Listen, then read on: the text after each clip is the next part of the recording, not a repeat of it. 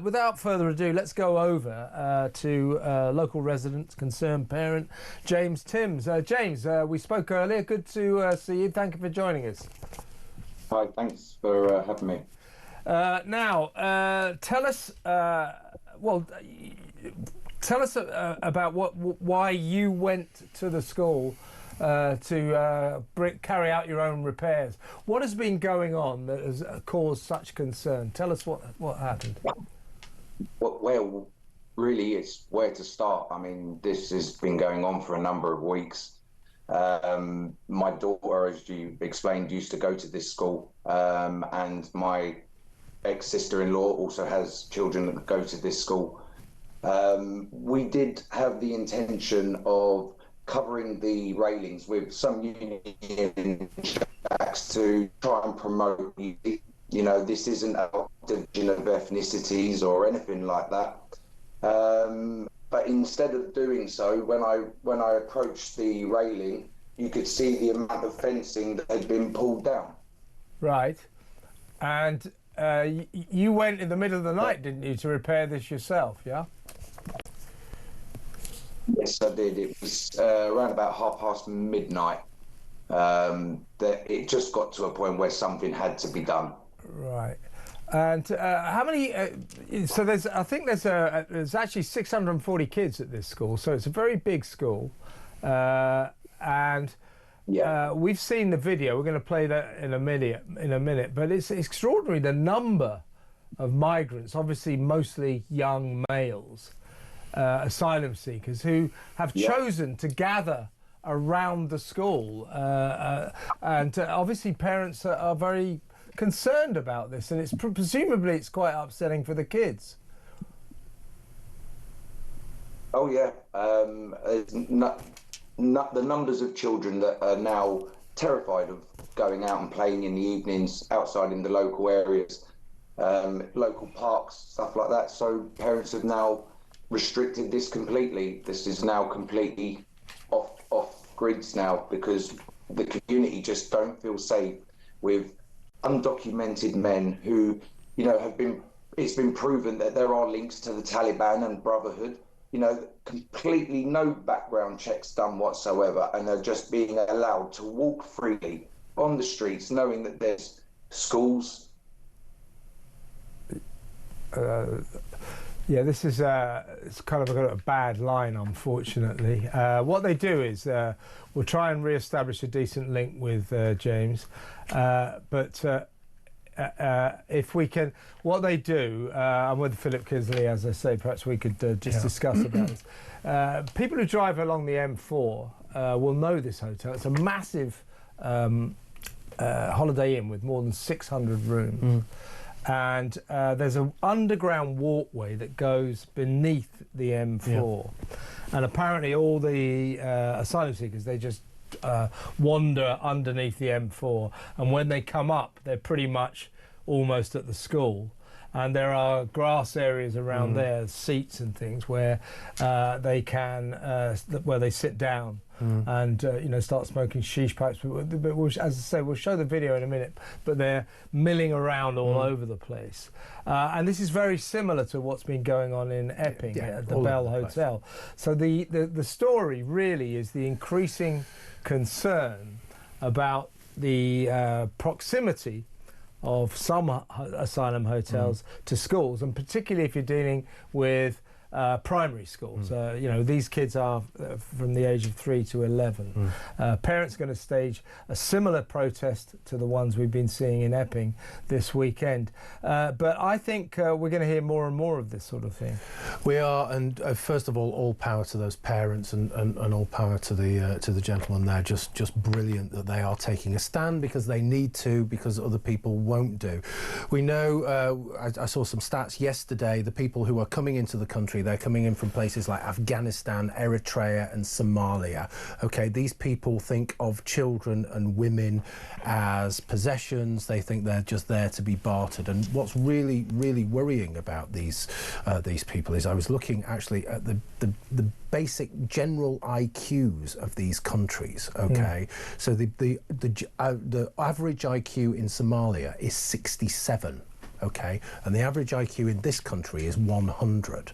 So if you have people of very low intelligence, or at least not equipped to deal with a sophisticated, fairly highly sexualized society like our own, then we are really heading for trouble. But why are they hanging around primary schools? We know damn why they're hanging around primary schools. Yeah, I mean, this is obviously the implication that there's bad intent here, leering at little girls and little boys, and well, this is what the parents are worrying about. Hopefully we'll get James Thames back in a minute, and hopefully we'll get to see some of this video. But as we saw in Epping, and it's not the only place, it's the school thing that is a problem. It's the school thing. It's completely the school thing. They're drawn to children. They are drawn to vulnerable people, and they've got nothing to do. They're highly sexualized, obviously, because they're all young men. This is all, as I've just said, this is a fairly highly sexualized culture, and it's crazy to them, you know. Okay, listen. Before we're going to go back to James in just a little while, but let's. Just to make sure that everybody can see this. This is some of the video that parents have taken themselves. So these are, if you can watch as well, Philip. So these are some of the migrants walking along the local. Look at that. See, great crowds of them there, being escorted by, I think, what do you call them, special constabulary officers, or special coppers there. These are all the local streets. Now, this is around the school. So you can see why they gather there, because there's nice green areas. So there's some, and incredibly, I think in a little while, look at that. This is right outside the school. Two guys smoking sheesh pipes, and there's the playground in the background.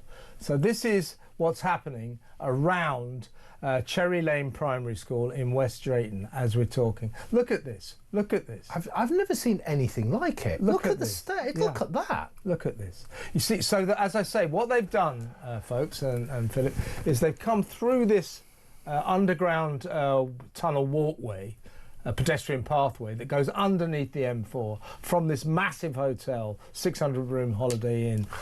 People who use the M4, I could immediately picture this hotel. I think we'll show you a picture of it in a second, but it's quite a famous hotel with motorists using the M4. Well, look, you've seen now what's been going on, so I think we've managed to re-establish, I hope, a good link with James Thames. James, we've just seen that video. I mean, right up to the two guys sitting around smoking sheesh pipes outside a primary school. I mean, that is a shocking image, isn't it? To be honest, a lot of the kids and parents, this is now becoming a normal thing. And, something's got to change. So, I mean, it's... Well, sorry. So 3 weeks ago, I believe that it got so bad that police was stationed. We've reached out to the police and we've reached out to the school. Yeah. The police haven't got back to us. They're going to get back to us, and we haven't heard from the school. But 3 weeks ago, you were telling me that there were coppers stationed on the school gates. And just to sort of go off piece for a second, your daughter attended that school some years ago. She's now 16, but another story of this sort of migrant crisis, if you like, this asylum seeker crisis. Tell us what happened to her in Uxbridge. So she was out one evening with a couple of her friends and was approached by two migrants. She disclosed that her age, that she was 16, and that she had no interest in any sort of social activities with these two. They then walked away, or as my daughter believed, they walked away and left, to find out and realise that he had actually hung around and actively waited until she was on her own to then pin her against the wall and basically force himself on her and grope her. And you reported this to the police. You've got a crime number, but you haven't really heard. This was how long ago, James? This has got to be at least about 6 weeks ago. And you haven't heard anything since? No, nothing at all. so we're just, again, we're looking at this, you know, really crowded streets, these migrants, and this video was taken by parents, and you've got a WhatsApp group going, haven't you? And on Saturday there's going to be a peaceful protest. Tell us about that. Yeah, on the 18th, we're starting at one of the local pubs in the area, and we are doing a peaceful demonstration up to the hotels. We are then got a big family event after that. So we will do a walk up to the hotels to show that, you know, the community and numbers, you know, we are concerned parents. We you know, enough is enough. But we are now bringing in, you know, this isn't about division of ethnicities. This isn't about, you know, the fact that one guy is Chinese and one guy is from India. This is about the fact that we have undocumented men walking the streets of this country, of this borough. And, you know, the kids, the future of this country is dependent upon people like myself and other parents standing up and saying enough is enough. So please, on the 18th, it's a family event. We've got stuff for the kids, bouncy castles, face paints. Okay, peaceful protest. We're just looking at a map here, James, of this. You can see the huge M4 there, and the pathway that obviously goes underneath the M4 and makes its way very close to the Cherry Lane Primary School. So almost literally, when they come out of the underpass, the pedestrian underpass, they're pretty much there. And I assume half the reason that they mill around there is there's some green areas, there's chairs to sit on. I mean, the video footage that you showed of the police escorting the migrants, that was only filmed yesterday. That was yesterday. That was only filmed yesterday. That was them collecting their phones, their SIM cards, their money vouchers, and basically food and stuff like that to be able to snack in between their 3 meals a day that they've already been prepared by the hotel for them, you know.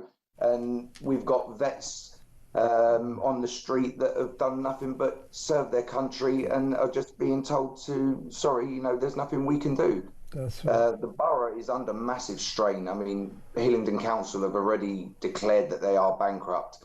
And unfortunately, our borough is housing the most illegal migrants in the country. That's true. I've read that. So Hillingdon, which is near to Heathrow Airport, encompassing West Drayton, the area we're talking about, which is where you're from, isn't it?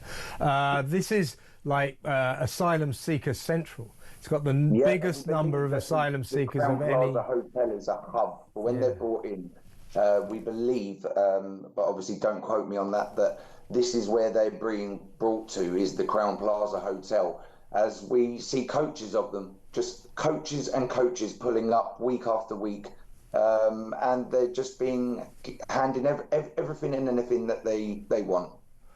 It's terrible. And tell us about your daughter. Is she? That must have been a traumatizing experience for her. Is she okay?